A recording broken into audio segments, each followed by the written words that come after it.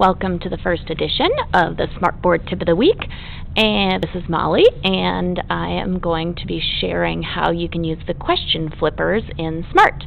So the first thing that I thought I'd show you how to do is just to find the question flippers and make a quick memory game. The question flippers can be found in the gallery, and when you search up in the top, search for that word,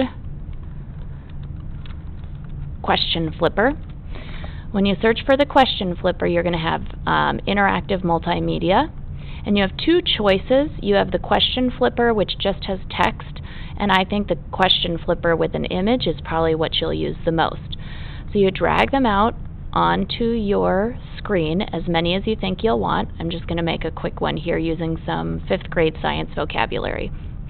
When you have the question flippers out, you want to think about what you want on the front and what you want on the back. So for this example, I'm going to take two different images and then put their names on the back. So the first question flipper here, we are going to have a picture of an isopod beetle. So I'm going to go out to the internet and I'm going to find a picture of an isopod or a darkling beetle. In this case, it's a darkling beetle. I'm sure you're excited about that. So I need to go back into Smart Notebook, and I need to get my capture. I need to get my screen capture. It'll pop up right in your screen. I'll go back to the internet to get my picture. I'm going to choose the partial capture here and draw a box around the part of the picture that I want. When I let go, it automatically gets dumped right into SMART. So here I have a picture that's on top of the things I have in my notebook. If I click on this, I'm just going to drag it to the side. If I click on this little double arrow on the question flipper, it's going to allow me to start manipulating the question flipper. So I have the front and the back, and I get to choose if I want an image or text. So I'm going to drag the image right onto the question flipper, and it gets plopped right in there. I didn't do anything. And on the back, I'm going to actually say, using text, what this is. Okay, and when I'm all finished, I put the double arrows again, and now I have a question flipper that has the image on one side and the word on the other. So you could create that, for example, for the next one it would be an isopod, so the students would have to decide which picture was a picture of an isopod and which one was a picture of a darkling beetle.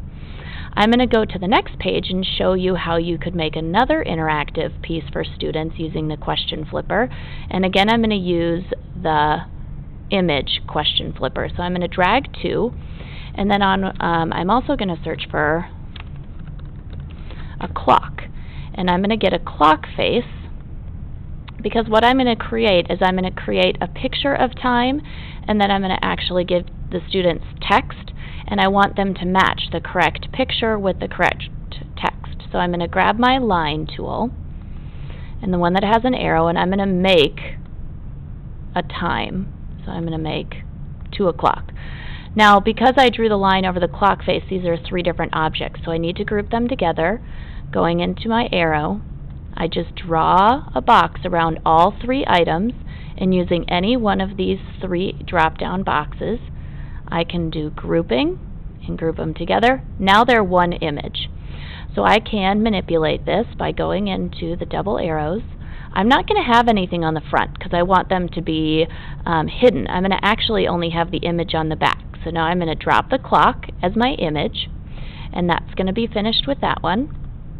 And then on this question flipper, I'm going to manipulate it, nothing on the front, and on the back, I'm going to have text, and I'm going to say that the text is 2 o'clock. Now you can imagine if you made a bunch of these with different clocks and different time, that the students would then be able to come in and click on one and look at the clock with the time and try and find the other question flipper that matched the time that it said on the clock. A few other ideas that I came up with for question flippers are listed here, so please feel free to read them and get back to me if you have other ideas. All right, talk to you soon.